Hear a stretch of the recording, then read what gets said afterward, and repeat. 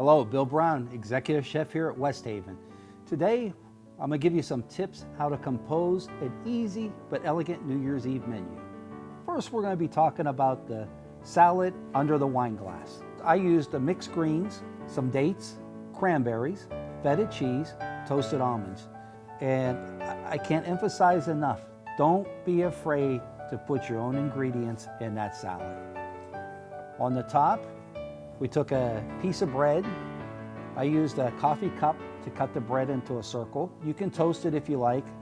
And on top of that, we have some seared salmon.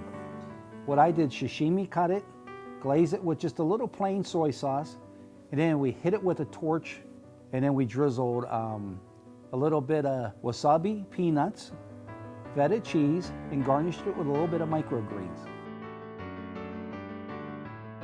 Next, we're going to be talking about a classic, but one of my favorites, Chateaubriand. It's a whole tenderloin of beef. We're going to season it with salt and pepper. We're going to use whole butter and put it in the pan. That'll give that beef that crunchy outside crust, which I think is excellent. We're going to turn it till it's seared on all sides. After it's seared on all sides, we're going to remove it from the pan.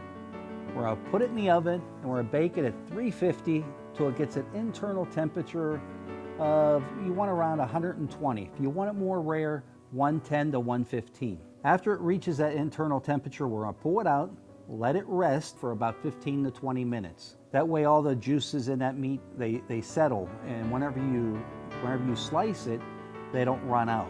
Next, we're going to do the vegetables. I did some turned mushrooms. You can just use regular mushrooms, saute them in a pan. The potatoes, we blanch those first in salt water. You can do those the day ahead if you want. We also blanch the carrots and the asparagus just till they're tender. Then we put the mushrooms in a saute pan. You want to put the mushrooms and the potatoes in first. That way they get that brownness to them. Once you see the potatoes starting to turn a little bit brown, then you want to add your asparagus and carrots and warm those up. We also put some blistered tomatoes on here. After those are warmed through, we're going to start assembling our Chateaubriand. And what we're going to do is put a red wine demi down first.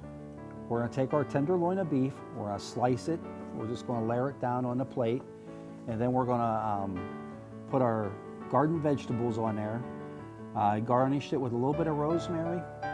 Pretty simple, but elegant entree, I think. And it's an all-time classic. Next, we're going to prepare creme brulee. What you're going to want to do is take your sugar, separate your eggs, put the egg yolks into the sugar. We're going to whisk them till they turn pale. Set that bowl aside. Next, you're going to want to cut the vanilla bean in half. Put that into the heavy cream. We're going to bring it to a boil. Once that heavy cream comes to a boil, you're going to pull the pan off of the flame. Next, you're going to want to take the vanilla bean out of the cream, place it on a cutting board, and you're going to run a knife down it because you want to get all that goodness from the inside of the vanilla bean. Once you get that paste, it's like a vanilla paste, you're going to want to put that back into the heavy cream and whisk it in. That's what gives you that vanilla flavor.